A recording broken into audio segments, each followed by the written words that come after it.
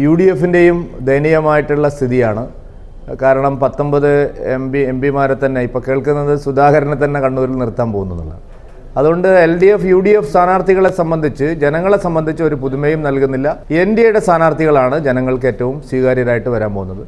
തൃശ്ശൂരിൽ ഞങ്ങളുടെ സ്ഥാനാർത്ഥിയോട് കിടപിടിക്കാൻ സുനിൽകുമാർ അല്ല ആര് വിചാരിച്ചാലും കാര്യമില്ല. സുനിൽകുമാറിനോട് എനിക്കൊരു അഭ്യർത്ഥനയേ ഉള്ളൂ. CPMൻ്റെ വോട്ട് കോൺഗ്രസിന് പോവാതെ നോക്കുന്ന ഒരു തെരഞ്ഞെടുപ്പ് പ്രവർത്തനം നിങ്ങൾ നടത്തണം. കാരണം CPMമാർ BJPയെ തോൽപ്പിക്കാൻ എല്ലാ കാലത്തും ചെയ്യുന്ന പതിവ് പരിപാടി ചെയ്യരുത് എന്ന് ഇടതുമുന്നണിയിൽ നിങ്ങൾ പറയണം. അതാണ് ഞങ്ങൾക്ക് ഈ കാര്യത്തെ സംബന്ധിച്ച് പറയാനുള്ളത്. CPM വോട്ടുകൾ BJPക്ക് അനുകൂലമായിട്ട് ഒരു വികാരം വരുമ്പോൾ അവർ മറിച്ച് ചെയ്യുന്ന പതിവുണ്ട്. CPIയെ ബലിയാടാക്കരുത് എന്നുള്ളത് നിങ്ങൾ LDF നേതൃത്വത്തിൽ പറയണം.